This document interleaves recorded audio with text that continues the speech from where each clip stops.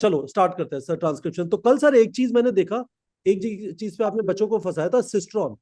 तो आप कह रहे थे बहुत अच्छा हुआ, दो तीन चीजें जो इनके कॉन्सेप्ट गड़बड़ थे आपने फिक्स कर दिए। We are expecting more of it today. ठीक है सर। तो पहले क्वेश्चन एक लाइन से शुरू करते हैं। There is a line in your NCERT which says that the process of dominance the process of splicing shows the dominance of RNA word. तो मुझे थोड़ा सा डिस्कस करते हैं, मुझे बताइए इसका मतलब क्या है।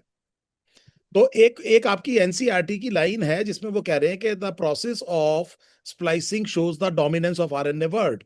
Now what does it mean? I am not saying it is an entity, वो वाली लाइन नहीं कह रहा हूं, मैं कह रहा हूं how do you think the process of splicing shows the dominance of RNA word. आप मुझे ये बताइए ऐसा कैसे हो रहा है कि स्प्लाइसिंग आपको ये बता रहा है डोमिनेंस ऑफ आरएनए वर्ड। नहीं, वो आरएनए वर्ड के बारे में आप बता रहे हैं। आप ये कह रहे हैं how it can be the RNA word, तब आप कह रहे हैं जी आरएनए के दोनों काम हो सकते हैं, it can be genetic material and it can be used as an enzyme as well. बिल्कुल सही है। मैं आपसे पूछ रहा हूं कि आरएनए में जो स्प्लाइसिंग होती है, how does it show the dominance of RNA world. It is a reminiscent of antiquity, absolutely correct. इसका मतलब इंट्रॉन्स जो प्रेजेंट है, it is a reminiscent of antiquity, इसका मतलब it is an ancient feature of the genome. वो बात सही है, पर मुझे उम्मीद है कि आप मेरा क्वेश्चन समझ पा रहे हैं। आपकी एनसीईआरटी में लिखा हुआ है and the process of splicing shows the dominance of RNA word. तो व्हाट डज इट मीन? या आयुष, आपके आपके आपके आपके आंसर से काफी कुछ अच्छा लग रहा है। आप थोड़ा सा और बेहतर हो सकते हैं क्या? यस यस यस यस, मुझे अब आप अच्छे आंसर मिल रहे हैं। देखिए बेटे, है क्या कि आरएनए अपने आप को एक्सप्रेस करेगा इनटू द प्रोटीन। तो इसका मतलब ये है कि डीएनए का तो ट्रांसक्रिप्ट बनेगा, फिर ट्रांसक्रिप्ट ट्रांसलेट होगा। तो एक्चुअली जो चीज ट्रांसलेट हो रही है वो आरएनए है, उसमें से इंट्रॉन हटाना बहुत जरूरी है। दूसरी चीज ये है, एक छोटा सा क्वेश्चन समझने की कोशिश करना बेटे। थोड़ा सा आज जेनेटिक्स को थोड़ा समझने की कोशिश करते हैं। आपको क्या लगता है कि जीन एक्टिव है, इसका क्या मतलब होता है? मान लीजिए मैं आपसे पूछता हूँ जीन इज एक्टिव, तो आप कहेंगे क्या हो रहा है? What does it mean? So a gene is active, इसका मतलब क्या है? जीन अपने आप को एक्सप्रेस कर रही है, मतलब क्या है इसका? प्रोटीन बन रहा है। लेकिन राइबोसोम भी तो खराब हो सकता है बेटे, राइबोसोम भी तो खराब हो सकता है, तो उसमें जीन की क्या गलती है? फिर समझिए क्वेश्चन को जो मैं आपको बता रहा हूं। जीन अगर एक्टिव है तो इसका मतलब वो ट्रांसक्राइब हो रही है। जीन अगर एक्टिव है तो वो क्या हो रही है बेटे? ट्रांसक्राइब हो रही है। पहली बात तो ये समझिए, ठीक है बेटे। जीन अगर एक्टिव है तो वो ट्रांसक्राइब हो रही है। उसके बाद में वो ट्रांसलेट होती है कि नहीं होती, अच्छी बात है। जीन का एक्सप्रेशन प्रोटीन होता है, लेकिन वो मतलब उसकी वजह राइबोसोम की गड़बड़ भी हो सकती है। तो हम ये कह रहे हैं अगर कोई एक जीन एक्टिव है तो इसका मतलब उसके प्रमोटर तक आरएनए पॉलीमरेज पहुंच पा रहा है और वो जीन ट्रांसक्राइब हो रही है। ये बात आपको अच्छे से समझ में आ गई कि एक्टिव जीन का मतलब क्या है। अगर एक जीन एक्टिव है तो आपको क्या लगता है कि एक पर्टिकुलर ह्यूमन डिप्लॉयड सेल में, आप मुझे बताइए कि कितने मॉलिक्यूल ऑफ आरएनए होते होंगे? या मतलब मैं नंबर नहीं पूछना चाह रहा हूं, डू यू एग्री कि there will be huge number of RNA molecules that will be formed every day? क्या आप मानते हैं इस चीज को कि कई सारे बेटे आरएनए मॉलिक्यूल्स बनाने पड़ेंगे? अब मुझे एक बात बताइए, यूकैरियोटिक सेल में मैं हजारों आरएनए मॉलिक्यूल्स बना रहा हूं, मैसेंजर आरएनए, और सब में से इंट्रॉन हटा रहा हूं बेटे हर बार। सब में से हर बार इंट्रॉन हटा करके और एक्सॉन्स को जोड़ के स्प्लाइसिंग करता हूं। ये काम मैं हजारों बार कर रहा हूं। Can you imagine what is happening here? तो मैं एक बारी ये इंट्रॉन डीएनए में से क्यों नहीं हटा देता? Have you ever thought like this? कभी आपने सोचा इस तरह से? जो मैं क्वेश्चन पूछ रहा हूं आपसे, मुझे बिल्कुल क्लियरली बताइए कि आपको क्वेश्चन समझ में आया कि नहीं आया। मैं आपसे कह रहा हूं कि मेरे पास एक डीएनए है, डीएनए पर जेनेटिक कोड लिखा है, मैं उसमें बनाता हूं आरएनए, फिर उसमें से निकालता हूं इंट्रॉन्स, एक्सॉन को जोड़ता हूं, इसमें एटीपी, इसमें सारी एनर्जी भी इस्तेमाल होती है, इसमें रॉ मटेरियल भी इस्तेमाल होता है। ऐसा बेटे हजारों आरएनए बनते हैं, मैं हर एक में मुझे करना पड़ता है, और वो इसलिए करना पड़ता है क्योंकि ये ट्रांसलेट होगा। एक्चुअली जो प्रोटीन है वो डीएनए का सारे सीधा ट्रांसलेशन नहीं होना, ये ट्रांसलेट होना है, तो मुझे हर बार इसमें से निकालना पड़ रहा है। अब मैं क्यों ना मतलब एक काम ये करूं कि एक बार डीएनए में से निकाल दूं। अगर मैं एक बार डीएनए में से निकाल दूं तो रोज ये जो हजारों बार मुझे काम करना पड़ रहा है, ये नहीं करना पड़ेगा। तो इसका मतलब यहां पर आपको यह समझ में आ गया, इसको आपको यह समझ में आ गया कि हमारी जो मशीनरी है ही नहीं। देखिए बड़ी सिंपल बात समझिए, science follows the principle of parsimony. अगर आप किसी चीज को 5 तरीके से एक्सप्लेन कर सकते हैं तो simplest explanation will be always the answer. मैं आपसे कह रहा हूं ऐसी मशीनरी बनी ही नहीं, बनी ही नहीं बचे।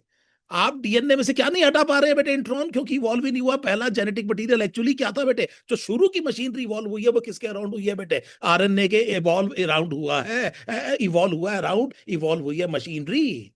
एंड दैट इज व्हाई आपकी एनसीईआरटी भी एक जगह कह रही है the initial metabolic machinery has evolved around RNA, और आरएनए में ही केमिकल मॉडिफिकेशन से डीएनए इवॉल्व हुआ है। क्योंकि अगर आरएनए की शुगर राइबोस है तो केवल 2 प्राइम पर बेटे डीऑक्सी राइबोस से डीएनए की शुगर बन जाती है, और अगर बेटे आरएनए में यूरासिल है तो 5 मिथाइल यूरासिल बेटे थाइमीन है। So you can make the components of RNA by chemical modification of the components of DNA. So the presence of, आप अफोर्ड ही नहीं कर सकते कि आप आरएनए में क्या छोड़ दे बेटे, इंट्रॉन, नहीं तो गलत प्रोटीन बन जाएगा। दूसरी चीज, आप हटा नहीं सकते इंट्रॉन क्योंकि आपके पास वो मशीनरी नहीं है। इसका मतलब ये हुआ कि ग्लाइकोलिसिस तो तय है, चाहे चाहे रेस्पिरेशन एरोबिक हो, चाहे रेस्पिरेशन एनारोबिक हो, चाहे रेस्पिरेशन फर्मेंटेशन हो, तीनों में ग्लाइकोलिसिस तो होगा ही होगा। आपको पसंद है नहीं है, 2 ही एटीपी बनते हैं, बहुत एफिशिएंट नहीं है, जो भी वजह हो सकती है, लेकिन इवोल्यूशनरी लीगेसी है। कहानी यहीं से शुरू होती है। ग्लूकोज को तोड़ करके एटीपी बनाया जाता है। रेस्पिरेशन इन सेल में आप पहले ग्लूकोज को तोड़ के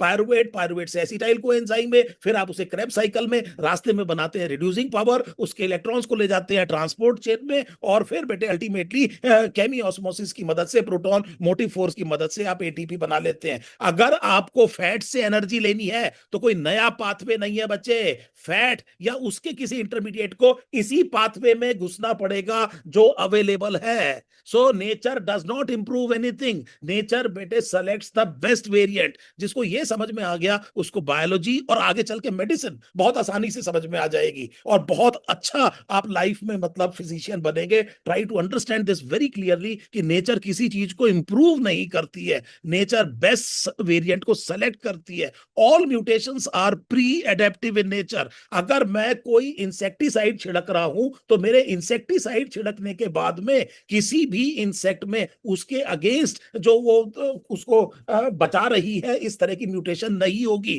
पहले से जिसमें म्यूटेशन होगी वो बैक्टीरिया बचेगा। All mutations are pre adaptive in nature. तो मुझे उम्मीद है ये जो ट्रांसक्रिप्शन की जो मैंने आपको बात बताई, जो आरएनए पॉलीमरेज के बारे में, the process of the splicing जिसकी हम बात कर रहे हैं, ये जो आपकी एनसीईआरटी की लाइन है, जो जीन की डेफिनेशन है, ये इंपॉर्टेंट पॉइंट्स बड़े अब आपको क्लियर होंगे।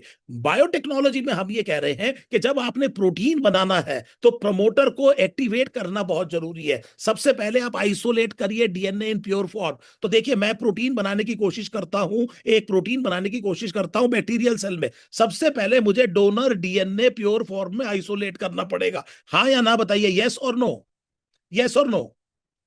तो मुझे सबसे पहले डीएनए को प्योर फॉर्म में आइसोलेट करना पड़ेगा। उन साइंटिस्ट का नाम बताइए जिन्होंने मुझे सबसे पहले तरीका बताया कि डीएनए या आरएनए को प्योर फॉर्म में आइसोलेट कैसे किया जाता है। वो कौन से साइंटिस्ट थे जिन्होंने जिन्होंने नहीं बेटे, सेंगर नहीं था। Name the scientist who gave me, no not Cohen and Boyer, yes yes, उशीरा घोष, पूरा नाम बताइए इनका। एवरी मैक्लॉयड एंड मैकार्टी, याद करो बेटे एक्सपेरिमेंट, सारी चीजें हटा दी, खाली डीएनए बचा था प्योर फॉर्म में। सो सबसे पहले बेटे प्योर फॉर्म में डीएनए आइसोलेट किसने किया? एवरी मैक्लॉयड एंड मैकार्टी, आप पढ़ के आए हैं। और उसको जब आप कर लेंगे तब आप उससे बेटे जो डोनर डीएनए है और जो बेटे वेक्टर डीएनए है, दोनों को सेम रेस्ट्रिक्शन एंडोन्यूक्लियस से काट के डीएनए लाइगेज यूज करके रिकॉम्बिनेंट डीएनए बनाएंगे, और रिकॉम्बिनेंट डीएनए को फिर आप बैक्टीरियल सेल के अंदर पहुंचाएंगे। अगर आप रिकॉम्बिनेंट डीएनए को बैक्टीरियल सेल के अंदर पहुंचा देते हैं तो बैक्टीरिया को आपने क्या कर दिया?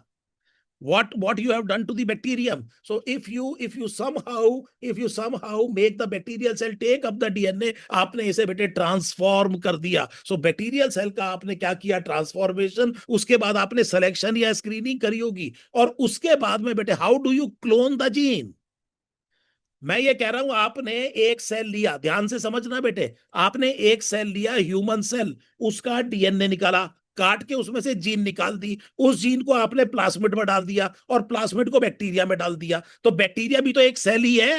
तो आपने ह्यूमन सेल से निकाल के बैक्टीरियल सेल में डाल दिया, एक सेल से दूसरे सेल में डाल दिया। ऐसा क्यों किया? ऐसा क्यों किया? आपने एक सेल से निकाल के दूसरे सेल में ही तो डाला है बच्चे। Are you understanding my point? Cloning करना चाहते हैं तो क्लोनिंग कैसे होगी बेटे? कैसे होगी? क्योंकि आपने ऑटोनॉमसली रेप्लिकेटिंग प्लाज्मिड में डाला है, और आपने बेटे क्यों ह्यूमन सेल से निकाल के इसको बैक्टीरियल सेल में डाला है बताइए? ताकि तेजी से क्या हो सके? क्लोन। क्यों होगा बेटे तेजी से क्लोन? पहले तो बड़ा सिंपल आंसर दो, बड़ा सिंपल आंसर दो, फास्ट डिवीजन है। देखो बेटे क्या बढ़िया आंसर दिया है किसी ने। बेटा bacterial cell divides much more rapidly than the eukaryotic cell. Eukaryotic cell से बेटे बहुत तेजी से बैक्टीरिया डिवाइड करता है under ideal condition. E coli divides once in every 20 minutes. This is the reason आप ये कह रहे हैं। और उसके बाद सोने पे सुहागा हो जाएगा अगर कोई बेटे ओराई ऐसी है कि वो मल्टी कॉपी भी करती है। क्या ये बात समझ में आ गई? अब आपने जीन को क्लोन कर लिया, अब आपके पास में लाखों करोड़ों कॉपी हो गई जीन की। अब क्या करें? अब क्या करें? मैंने जीन निकाली, मैंने बेटे रिकॉम्बिनेंट डीएनए बनाया, मैंने रिकॉम्बिनेंट डीएनए को होस्ट में पहुंचाया, होस्ट में मैंने उसे खूब बेटे क्या किया, रेप्लिकेट किया। कैसे करेंगे? कल्चर कर लो। तो क्लोन करने का क्या तरीका है बेटे? कल्चर कर दो, बैक्टीरिया को मीडियम में ले जाओ, उस बैक्टीरिया को सेलेक्ट कर लो जिसमें रिकॉम्बिनेंट डीएनए है। सिंपल चीज है, जिसमें रिकॉम्बिनेंट डीएनए आपको आता है, आपने बेटे इंसर्शनल इनएक्टिवेशन से या बेटे वो एंटीबायोटिक स्क्रीनिंग से आपने ढूंढ के निकाल लिया, आपको पता चल गया कि ये आपका बैक्टीरिया। उसे बेटे न्यूट्रिएंट मीडियम में रखिए और खूब खाना खिलाइए बेटे, और वो फर्स्ट क्लास दिन दूनी रात चौगुनी प्रगति करेगा बेटे। हर 20 मिनट में एक बार डिवाइड करेगा, कुछ ही देर में आपके पास मिलियंस ऑफ कॉपीज हो जाएंगी, और उन सब के अंदर बेटे वो आपकी जीन भी क्लोन हो गई। पर अब करें क्या उसका? अब करें क्या? उसका जीन क्लोन हो गया, अब क्या करें? अब एक जीन थी, अब 1 लाख है, अब क्या हो गया इसमें? अब क्या करें? बेटे मेरी बात सुनो, मैं करने क्या चला था? मैं ये खामा खा बेटे कैच कैच क्यों खेल रहा हूं कि तू बॉल पकड़ और फिर मैं बॉल पकड़ू? मैंने एक जीन यहां डाली और वो क्या करा इससे? तो मैंने इस जीन की मल्टीपल कॉपी बना दी। मुझे क्या चाहिए बेटे? प्रोटीन चाहिए ना बेटे। अल्टीमेटली तो मुझे प्रोडक्ट चाहिए ना, या मैं 1 लाख कॉपी करने बैठा हूं? तो मुझे क्या करना है बेटे? इसकी कॉपीज बना, मैंने इसको क्या करना है बेटे? इसका प्रोडक्ट बनाना है। तो उस प्रोडक्ट के लिए अब मुझे इस जीन को जब 1 लाख कॉपीज हो गई तो उसको एक्सप्रेस कराना पड़ेगा, और उस एक्सप्रेशन में फिर प्रमोटर का काम आ गया। आप याद कीजिए, जीन को मुझे प्रमोटर इस्तेमाल करना है। मैंने रेजिडेंट जीन इस्तेमाल इसलिए की थी कि उसका एक प्रमोटर होगा, और जैसे ही मैंने प्रमोटर का इस्तेमाल किया और प्रमोटर को एक्टिवेट किया, तो अब ये जो जीन है ये ट्रांसक्राइब होगी। और अगर ये जीन ट्रांसक्राइब हो गई तो जेनेटिक कोड बेटे यूनिवर्सल है, ट्रांसलेट होगा, और जो प्रोटीन मैं बनाना चाहता हूं वो प्रोटीन बनेगा। क्या ये बात सही है? बोलिए बेटे। So this is how you actually think originally. अब आपको ये समझ में आ गया कि यार मैं असल में मेरे को तो प्रोडक्ट बनाना था ना। तो वो प्रोडक्ट तो तब बनेगा ना जब जीन की कॉपी करूं या जीन को एक्सप्रेस कराऊं। कॉपी तो करनी है।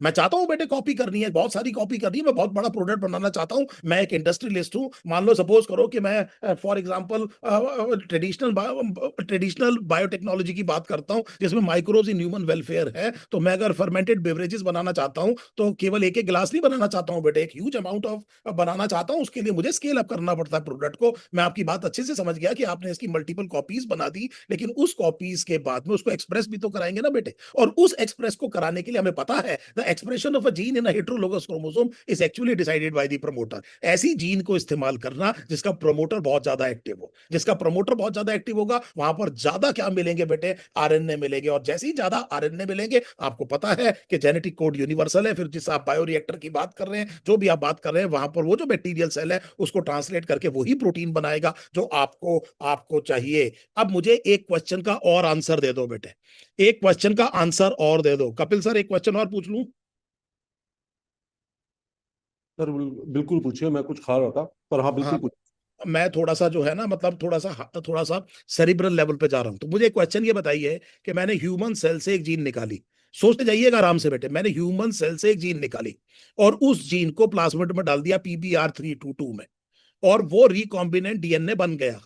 और उस रिकॉम्बिनेंट डीएनए को मैंने इंसर्ट कर दिया पहले तो बेटे सेल में। अब देखिए इसमें दो प्रॉब्लम हो सकती हैं। जैसे ही आपने ह्यूमन सेल से डीएनए निकाला, उसे रेस्ट्रिक्शन एंडोन्यूक्लियस से काटा, तो उसकी हजारों फ्रेगमेंट बनेंगी। जब उन्हें आपने क्या किया? सेपरेट किया ऑन दी जेल इलेक्ट्रोफोरेसिस, तो आपको नहीं पता होगा कौन सी फ्रेगमेंट में जीन है। दिमाग लगाइए मैं क्या कह रहा हूं। अगर आपने डीएनए निकाला, डीएनए बहुत बड़ा होता है बेटे एक सेल में, आपने उसे रेस्ट्रिक्शन एंडोन्यूक्लियस से कट किया, जेल इलेक्ट्रोफोरेसिस से सेपरेट किया, सब कुछ कर दिया। हाउ डू यू नो किस फ्रेगमेंट में आपकी जीन है? तो चलिए वो काम भी मैंने करके दे दिया। मैंने आपको वो किसी तरह से फ्रेगमेंट दे दी कि इस फ्रेगमेंट में जीन है, ये बात पक्की कर दी। फिर आपने उसे बेटे PBR322 में डाल के रिकॉम्बिनेंट डीएनए बना दिया। इस रिकॉम्बिनेंट डीएनए को आपने सेल के अंदर पहुंचा दिया। अब सब कुछ हो गया बेटे, ये ई कोलाई के अंदर पहुंच गया है, और ये जीन क्लोन हो रही है, और ई कोलाई रेप्लिकेट कर रहा है, आपका ये बेटे प्लाज्मिड भी रेप्लिकेट कर रहा है, और जीन क्लोन हो रही है। इसके बाद आपने सब कुछ कर दिया,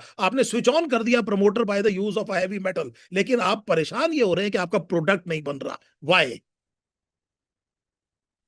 क्या आपको मेरा क्वेश्चन समझ में आया? सब चीज ठीक चल रही है, मैंने आपको पूरी क्रोनोलॉजी बता दी रिकॉम्बिनेंट डीएनए एक्सपेरिमेंट की। अब मैं आपसे पूछ रहा हूं, इतने के बावजूद आप ये हैरान हो रहे हैं? नहीं बेटे, ओराई तो है, ओराई तो आपने पीबीआर 322 का यूज किया। मैं तो कह रहा हूं कि बेटे वो रेप्लिकेट कर रहा है और आपकी जीन की भी कॉपीज होती जा रही है, इट इज गेटिंग क्लोन्ड।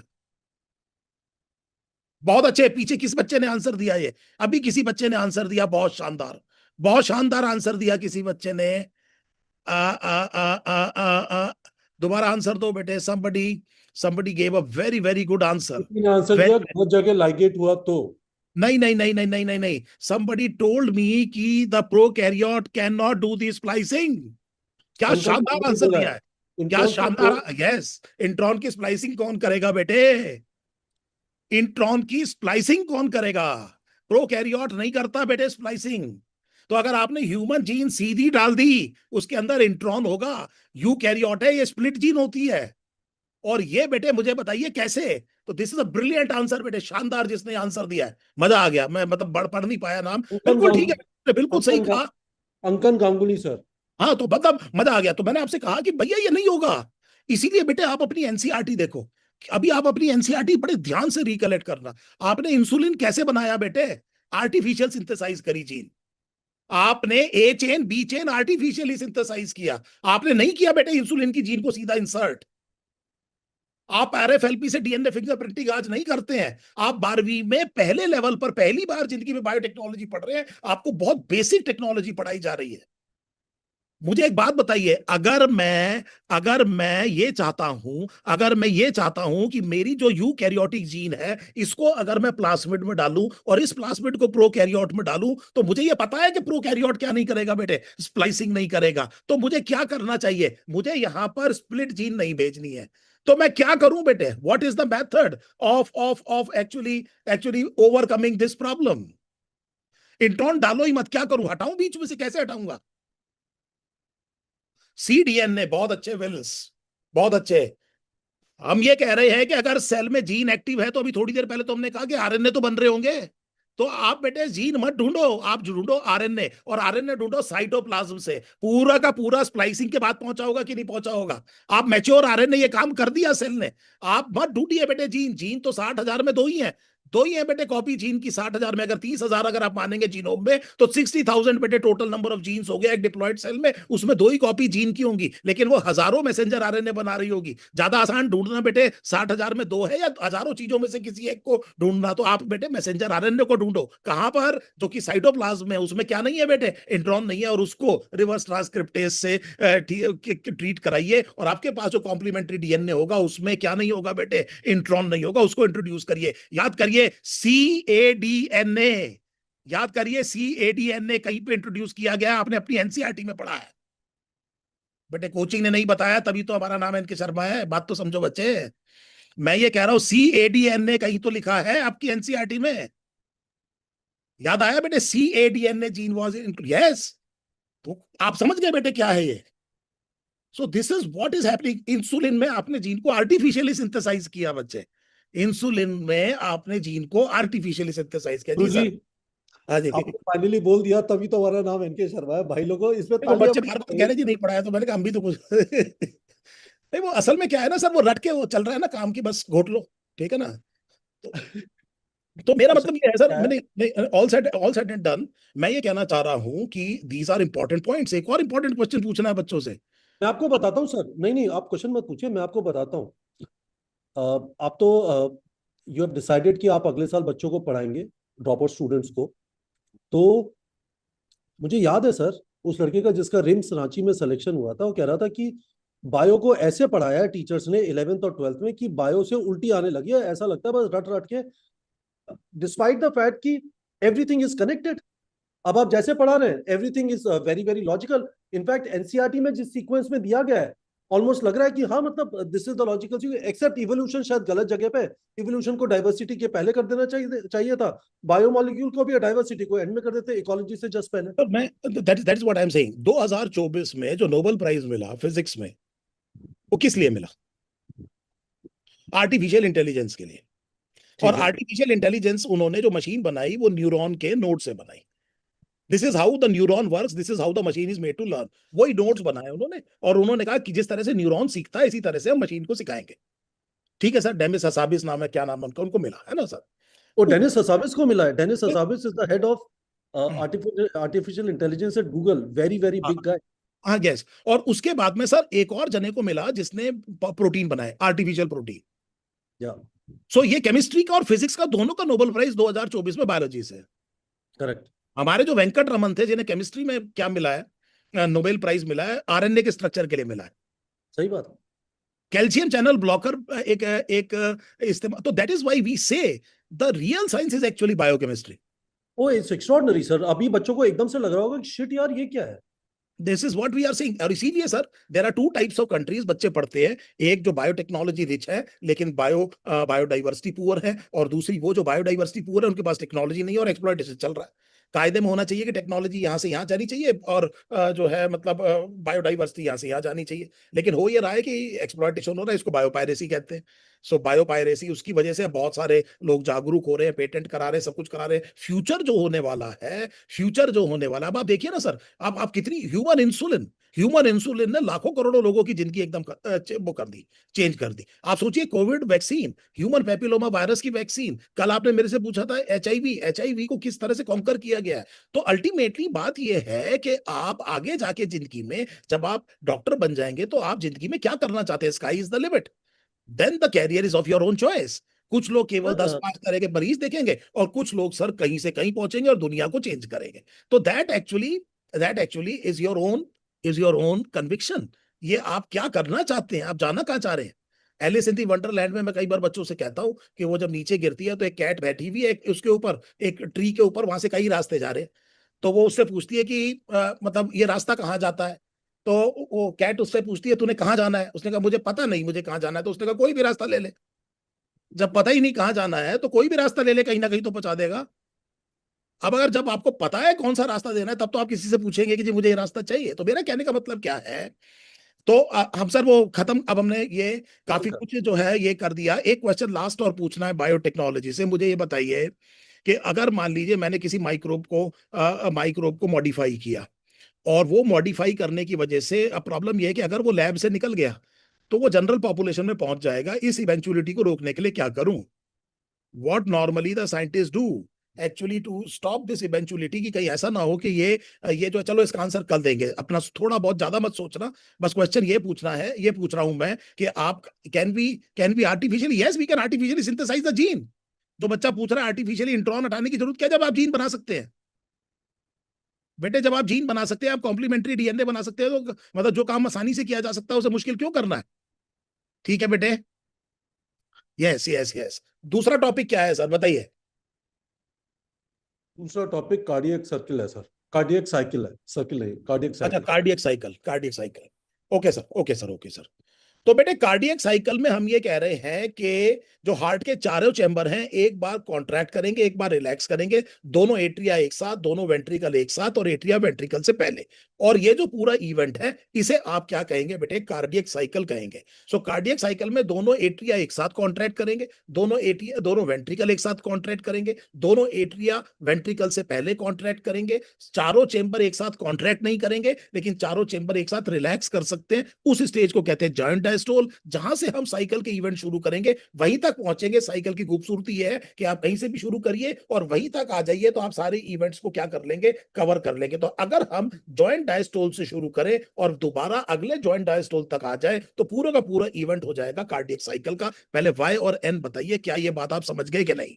ठीक है बेटे, अब मैंने आपसे ये कहा कि जॉइंट डायस्टोल है, एट्रिया बेटे डायस्टोल है। डायस्टोल का मतलब है कि चेंबर रिलैक्स कर रहा है। रिलैक्स कर रहा है का मतलब यह है कि उसके अंदर का प्रेशर गिर रहा है, और अगर प्रेशर गिर रहा है तो वो भरेगा, और अगर सिस्टोल होगा तो उसके अंदर का प्रेशर बढ़ेगा, और फिर वो बेटे निकालेगा क्या कहते हैं, जो उसकी इजेक्शन होगा, जो क्या कहते हैं ब्लड का, और इसकी वजह से उसकी वॉल्यूम कम होगी। Now please try to understand, diastole में प्रेशर कम और फिलिंग होती है, सिस्टोल में प्रेशर बढ़ता है और एम्प्टीइंग होती है। तो अब हम ये कह रहे हैं जॉइंट डायस्टोल है और एट्रिया भर रहा है और वेंट्रिकल अभी रिलैक्स्ड है, लेकिन एट्रियो वेंट्रिकुलर वॉल्व क्लोज्ड है। तो आप ये फिर समझ लीजिए, आप एट्रिया इमेजिन करिए, हम कह रहे हैं एट्रिया रिलैक्स्ड है, वेंट्रिकल अभी रिलैक्स करना शुरू कर रहे हैं, जॉइंट डायस्टोल शुरू हो गया, बीच में एट्रियो वेंट्रिकुलर वॉल्व बंद है और ये बेटे एट्रिया बढ़ता जा रहा है और वेंट्रिकल रिलैक्स होता जा रहा है। क्या ये बात आपको समझ में आ गई? यहां पर पहले बताइए यस और नो। बिल्कुल आ गई। अब हमने कहा कि धीरे धीरे होगा ये कि ये जो एट्रिया की तरफ जो है वो प्रेशर वेंट्रिकल से ज्यादा हो जाएगा, एट्रिया की तरफ जो प्रेशर है वो वेंट्रिकल से ज्यादा हो जाएगा, और जब एट्रियल साइड का प्रेशर बेटे वेंट्रिकल से ज्यादा हो जाएगा तो फिर ये एवी वॉल्व खुल जाएंगे, और जब ये एवी वॉल्व खुल जाएंगे तो ब्लड पैसिवली एट्रिया से वेंट्रिकल में आएगा, और इस टाइम पर जो एट्रिया में भी ब्लड आ रहा है वो सीधा वेंट्रिकल तक पहुंच जाएगा। इसे आप पैसिव फिलिंग कहते हैं। सो पहला इवेंट ये हुआ कि जॉइंट डायस्टोल में जैसे जैसे एट्रिया बढ़ता गया और वेंट्रिकल रिलैक्स होता गया, और जैसे ही एट्रियल साइड का प्रेशर वेंट्रिकल साइड के प्रेशर से बढ़ गया तो एवी वॉल्व खुल गए और पैसिव फिलिंग हुई बेटे वेंट्रिकल की, ब्लड एट्रिया से वेंट्रिकल में अपने आप आ रहा है। क्या ये बात सही है? और 70% ये बेटे पैसिव फिलिंग होती है, और इस टाइम पर हमने कहा एवी वॉल्व खुले हुए हैं, सेमी ल्यूनर वॉल्व बंद है। जब ये बेटे 70% फिलिंग हो गई तो अब एट्रिया कॉन्ट्रैक्ट करेगा, और एट्रिया कॉन्ट्रैक्ट करेगा तो 30% ऐड करेगा वेंट्रिकुलर फिलिंग को। तो जो ब्लड पैसिव फिलिंग से वेंट्रिकल में नहीं गया था वो एट्रिया के कॉन्ट्रैक्शन से ओपन्ड एवी वॉल्व के थ्रू वेंट्रिकल में आ गया। सो पूरा का पूरा वेंट्रिकुलर फिलिंग हो गई। अब इसके बाद में एट्रिया रिलैक्स करना शुरू करेगा और वेंट्रिकल कॉन्ट्रैक्ट करना शुरू करेगा। तो डायस्टोल में वेंट्रिकल बढ़ा, भर गया, पहले पैसिवली 70%, फिर एक्टिवली 30%। अब जब वो भर गया तो अब उसे कॉन्ट्रैक्ट करना है, और जैसे ही वो कॉन्ट्रैक्ट करेगा और एट्रिया रिलैक्स करना शुरू करेगा और ये कॉन्ट्रैक्ट करना शुरू करेगा तो वेंट्रिकल की साइड का प्रेशर एट्रिया की साइड के प्रेशर से बढ़ जाएगा, और उसकी वजह से वो जो एवी वॉल्व खुल गए थे वो बंद हो जाएंगे, और बंद होते हुए वो स्नैप क्लोज्ड होते हैं। Opening of the valves should not produce any sound during normal physiology, लेकिन जब वो बंद होते हैं तो जनरली साउंड प्रोड्यूस करते हैं, और ये जो साउंड प्रोड्यूस हुई है at the beginning of the ventricular systole because of the simultaneous closure of the AV valve, right and left atrioventricular valve, जिसको आप ट्राइकस्पिड और बाइकस्पिड वॉल्व कहते हैं, वो दोनों बंद होते हैं at the beginning of the systole, and you are right, इसको क्या कहा जाता है? लब कहा जाता है। अब इसका मतलब यह है कि ब्लड वेंट्रिकल के अंदर है,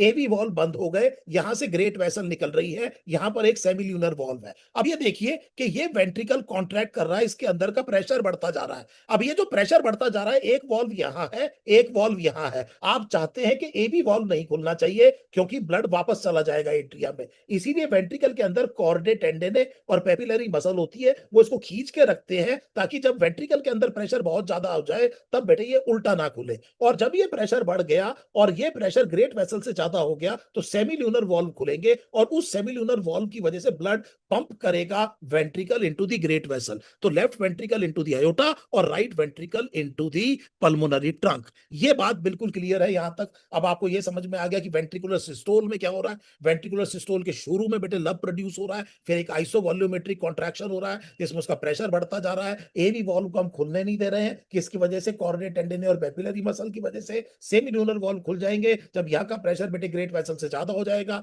इसकी वजह से वेंट्रिकुलर रिजेक्शन होगा, लेफ्ट वेंट्रिकल ब्लड को पंप करेगा बेटे किसमें? अयोटा में, राइट वेंट्रिकल पंप करेगा पल्मोनरी ट्रंक में, और जो अमाउंट ऑफ ब्लड एक बारी में पंप किया जाएगा उसे स्ट्रोक वॉल्यूम कहा जाएगा, क्योंकि ग्रेट वेसल्स काफी इलास्टिक है। अब ये देखिए बेटे वेंट्रिकल क्या हुआ, ये वेंट्रिकल क्या हुआ था बेटे? कॉन्ट्रैक्ट हुआ है, इसके कॉन्ट्रैक्शन से यहाँ पर प्रेशर बढ़ा और सेमिल्यूनर वॉल्व खुले और ब्लड आगे चला गया। अब ये जब कॉन्ट्रैक्ट हो चुका, अपना काम कर चुका, तो ये क्या करेगा? अब ये रिलैक्स करना शुरू करेगा। ये अब रिलैक्स करना शुरू करेगा, एट्रिया पहले से ही रिलैक्स्ड है, याद करिए एट्रिया पहले से रिलैक्स्ड है, हमारी वही स्टेज वापस आ गई जहां से हमने कहानी शुरू करी थी। यही है वो बेटे जॉइंट स्टोल जिसकी जॉइंट डायस्टोल जिसकी शुरुआत हुई, और जैसे ही ये बेटे रिलैक्स करेगा तो क्योंकि जो ग्रेट वेसल्स है वो काफी इलास्टिक वेसल्स है, उनकी रिकॉइल की वजह से ब्लड वापस आएगा, और वापस आता हुआ ब्लड जो सेमील्यूनर वॉल्व है उनको स्नैप क्लोज कर देगा eight the beginning of the ventricular diastole. So beginning of the ventricular diastole में जो रिटर्निंग ब्लड है उसकी वजह से सेमील्यूनर वॉल्व बेटे स्नैप क्लोज हो जाएंगे और सेकंड हार्ट साउंड बेटे प्रोड्यूस हो जाएगा जिसे आप डब कहते हैं। सो पहला हार्ट साउंड बेटे at the beginning of the ventricular systole, दूसरा हार्ट साउंड बेटे at the beginning of the ventricular diastole. पहला heart sound closure of the atrioventricular valve, दूसरा heart sound closure of the semilunar valve. Opening का कोई भी sound normal physiology में नहीं होना चाहिए। अब क्या हुआ कि वेंट्रिकल बेटे अब धीरे धीरे क्या कर रहा है? रिलैक्स और ऊपर एट्रिया पहले से ही रिलैक्स था, ये वही स्टेज आ गई। धीरे धीरे एट्रिया बढ़ता जाएगा और वेंट्रिकल और ज्यादा रिलैक्स होता जाएगा, और फिर वो सिचुएशन आएगी कि एट्रियल प्रेशर बेटे वेंट्रिकल से ज्यादा हो जाएगा और एबी वॉल्व खुल जाएगा, पैसिव फिलिंग होगी। पैसिव फिलिंग कितनी बेटे? 70%। उसके बाद बेटे 30% कैसे होगी? एट्रियल कॉन्ट्रैक्शन से। वेंट्रिकल जब फिलिंग हो जाएगी तो वेंट्रिकल कॉन्ट्रैक्ट करेगा, कॉन्ट्रैक्शन के शुरू में वेंट्रिकुलर प्रेशर एट्रियल प्रेशर से ज्यादा हो जाएगा, एवी वॉल्व स्नैप क्लोज हो जाएंगे, पहली हार्ट साउंड प्रोड्यूस होगी। आइसोवॉल्यूमेट्रिक कॉन्ट्रैक्शन में कॉर्डेट टेंडन और पेपिलरी मसल वॉल्व को उल्टा खुलने नहीं देंगे। वेंट्रिकल के अंदर जब प्रेशर ग्रेट वेसल से ज्यादा हो जाएगा तो वेंट्रिकुलर इजेक्शन होगा, क्योंकि सेमिल्यूनर वॉल्व खुल गए, और उसके बाद में वेंट्रिकल रिलैक्स करना शुरू करेगा। जो रिटर्निंग ब्लड है वो सेमिल्यूनर वॉल्व को स्नैप क्लोज करेगा और सेकंड हार्ट साउंड प्रोड्यूस होगी, और फिर वही कहानी शुरू हो जाएगी। तो ये तो 1 मिनट में 75 बार होगा बेटे, मैं 2-3 बार बता दिया आपको, बस बहुत है। मुझे उम्मीद है समझ में आ गया। सारे क्वेश्चन देख लीजिए बेटे। 70% पैसिव फिलिंग, 30% बेटे active filling. First heart sound at the beginning of the ventricular systole, second heart sound बेटे at the beginning of the ventricular diastole. What prevents the entry of the back opening of the AV valve? The chordae tendon and papillary muscle. सही है बेटे। ये सारे के सारे जो question है, जो एक बारी में जो अमाउंट ऑफ ब्लड बेटे इजेक्ट करेगा, चाहे वो लेफ्ट वेंट्रिकल हो चाहे right ventricle, each that would be बेटे stroke volume. Stroke volume approximately कितनी है बेटे? 70 ml। और उस 70 ml को अगर मैं हार्ट रेट से मल्टीप्लाई करूं तो stroke volume into heart rate हो जाएगा। That would be called as the cardiac output. इसका मतलब कार्डियक आउटपुट बढ़ाने के 2 तरीके हो गए, या तो आप स्ट्रोक वॉल्यूम बढ़ा दीजिए या हार्ट रेट बढ़ा दीजिए। अगर आपने दोनों को डबल कर दिया तो कार्डियक आउटपुट बेटे 4 गुना हो जाएगा बजाय 2 गुना होने के। तो अगर आपने हार्ट रेट भी दुगना कर दिया और अगर आपने स्ट्रोक वॉल्यूम भी दुगना कर दिया तो एग्जामिनर आपसे पूछेगा कार्डियक आउटपुट कितना होगा, तो cardiac output is heart rate into stroke volume. ये कितना हो जाएगा बेटे? 4 हो जाएगा। ठीक है। हार्ट रेट बढ़ाने का क्या तरीका है? Sympathetic stimulation. और strength of the heart beat बढ़ाने का क्या तरीका है बेटे? मसल एटसेट्रा, मतलब जैसे कहते हैं कि a good aerobic exercise etcetera. So I hope now these are the questions that can be asked in cardiac cycle. Cardiac cycle में आप ये कैसे इंश्योर करते हैं कि एट्रिया साथ में कॉन्ट्रैक्ट करे, वेंट्रिकल साथ में कॉन्ट्रैक्ट करे और एट्रिया वेंट्रिकल से पहले करे? तो आप ये कहिए कि कार्डियक मसल बड़ी बड़ी यूनिक है। कार्डियक मसल जो सेल है वो ब्रांच है, उनके बीच में इंटरकैलेटेड डिस्क है, इंटरकैलेटेड डिस्क में गैप जंक्शन होते हैं, इसकी वजह से वो एज अ यूनिट स्टिमुलेट होकर के एज अ यूनिट कॉन्ट्रैक्ट करते हैं। सारे एट्रियल मसल फाइबर एक दूसरे से जुड़े हुए हैं, सारे वेंट्रिकुलर मसल फाइबर एक दूसरे से जुड़े हुए हैं, लेकिन एट्रियल और वेंट्रिकुलर मसल फाइबर नहीं जुड़े हुए, उनके बीच में एक फाइबरस बैंड है। तो रिदम शुरू होता है एसए नोड से। एसए नोड कहां पर है बेटे? राइट एट्रियम में। वहां से स्पिल हुआ बेटे एट्रिया में, एट्रिया में इंपल्स पहुंची, उसने कॉन्ट्रैक्ट किया और उसके बाद में एवी नोड में थोड़ी देर कंडक्शन डिले होती है, एवी नोड में थोड़ी देर कंडक्शन को रोका जाता है और फिर बंडल ऑफ हिस्से वेंट्रिकल की तरफ जाता है, और इसीलिए एवी नोड को पेस सेटर कहा जाता है। पेस सेटर इसलिए क्योंकि वो डिसाइड करता है कि क्यों ऐसा होगा कि एट्रिया पहले कॉन्ट्रैक्ट करेगा, वेंट्रिकल बाद में, क्योंकि वो कुछ देर के लिए इंपल्स को रोक लेता है। बड़ा इंपॉर्टेंट रोल है। और उसके बाद में बेटे पूरे वेंट्रिकल में एक साथ पहुंच जाए, ये काम पुरकिंजे फाइबर्स करते हैं, और पुरकिंजे फाइबर्स की हाईएस्ट कंडक्शन वेलोसिटी है। तो अगर कोई जनाब मुझसे पूछे कि वो सारे के सारे तरीके बताइए जिसकी वजह से कार्डियक साइकिल एक रिदम की तरह चलती है, तो हम कहेंगे एट्रियल मसल मास आपस में जुड़ा हुआ एट्रियल सिंसाइशियम है, वेंट्रिकुलर सिंसाइशियम है। दोनों जुड़े हुए नहीं है क्योंकि दोनों के बीच में एट्रियल इंपल्स बेटे स्पिल नहीं करेगी वेंट्रिकल पे, दोनों के बीच में फाइबरस बैंड है। आपने इंपल्स जनरेट कराई एसए नोड से, वेंट्रिकल में पहुंचने का तरीका केवल एवी नोड से होकर के है। एवी नोड में कंडक्शन डिले होती है और उसके बाद में पुरकिंजे फाइबर्स की हाईएस्ट कंडक्शन वेलोसिटी है। इस तरह से कार्डियक साइकिल रेगुलेट होती है। जो जो क्वेश्चन आपसे पूछे जा सकते हैं वो मैंने आपको सारे करा दिए। जी सर, मेरे ख्याल से अब हो गया। ऐसे नोड रिमेन्स ऑटो एक्साइटेबल, क्योंकि ऐसे नोड का जो रेस्टिंग मेम्ब्रेन पोटेंशियल है वो बेटे काफी कुछ थ्रेशोल्ड पोटेंशियल के पास में होता है। एंड ऐसे नोड की जो मेम्ब्रेन वहां के जो सेल है, that membrane is naturally leaky to the sodium ion, और सोडियम आयन अंदर घुसते रहते हैं, इसीलिए वो खुद ही डीपोलराइज होता रहता है बार बार, and that is why it is auto excitable. समझ में आ रहा है बेटे?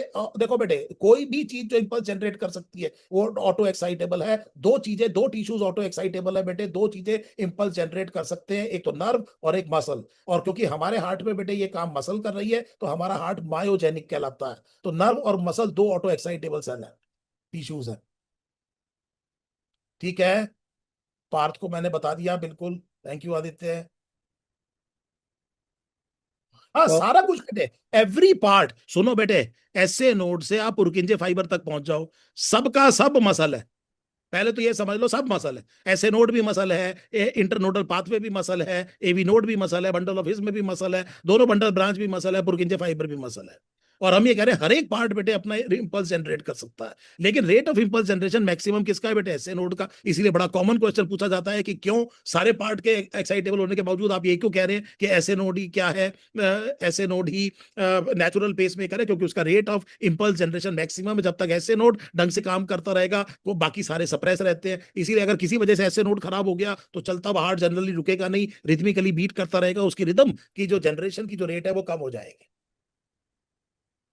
यस, एवी नोड हो जाएगा, कहीं और से हो जाएगा बेटे शुरू, पर वो अल्टीमेटली अगर बेटे एवी नोड का जो जैसे एसए नोड का रेट बेटे 70-75 है, एवी नोड का मेरे ख्याल से 40-45 है, और उसके बाद में इफ आई एम राइट तो अगर आप पुरकिंजे फाइबर तक जाएंगे तो 10 से 15 है। मतलब करीब करीब इतना ही होगा, 10 से 15। कैन यू इमेजिन 10 से 15 बारी में क्या होगा बेटे? हार्ट का काम नहीं चलेगा। हार्ट का काम क्या है बेटे? ब्लड पहुंचाना कहां तक? ऑर्गन्स तक। और एक ऑर्गन्स बेटे बड़ा जरूरी है, बताइए कौन सा, जिस तक ब्लड पहुंचना बहुत जरूरी है? ब्रेन। ब्रेन। कौन सा है बेटे? ब्रेन, है ना? यस जी सर। इसीलिए सर, इसीलिए इसीलिए अगर किसी का ब्लड प्रेशर गिर जाए और वो गिर जाए, दोबारा समझिए मैंने क्या कहा, अगर किसी का ब्लड प्रेशर गिर जाए और वो लेट जाए, गिर जाए, उसको चक्कर आ जाए, तो कई बार हो सकता है जान बच जाएगी। क्योंकि अगर खड़ा हुआ है तो एंटी ग्रेविटी हो सकता है, बीपी गिर गया तो ब्लड तक नहीं पहुंच रहा, ब्रेन तक ब्लड नहीं पहुंच रहा। या तो हमें हमारे प्रोफेसर ये बताते थे कि पेन बड़ी अच्छी चीज है।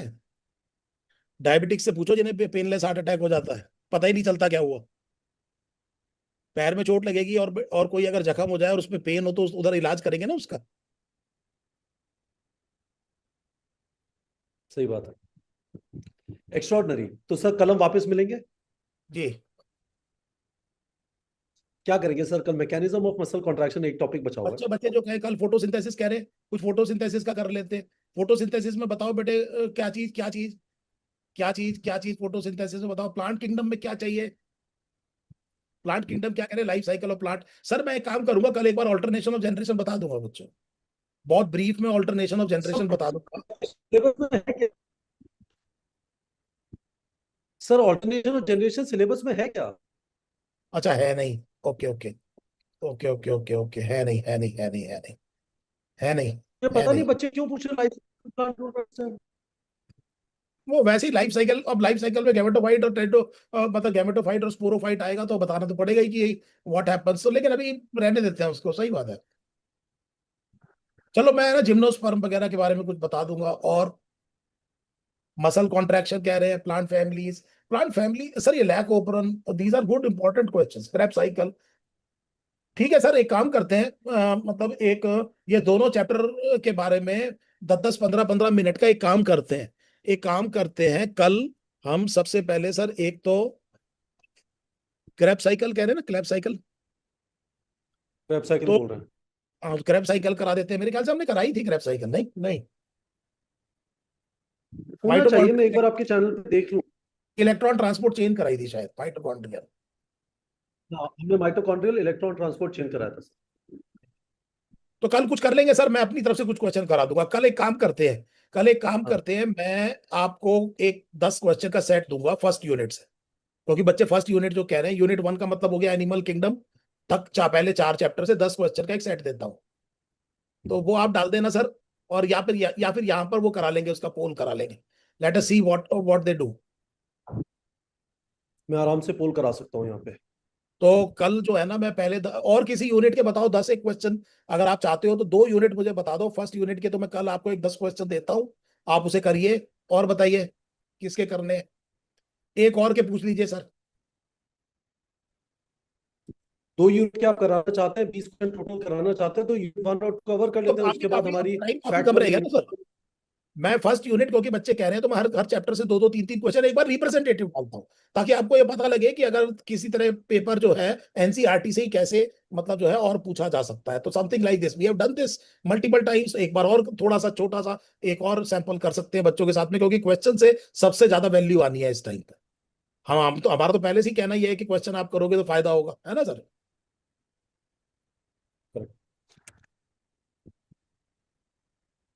तो कल हम क्वेश्चन कर रहे हैं, कल हम स्पेसिफिक टॉपिक्स नहीं करेंगे, इज दैट द प्लान?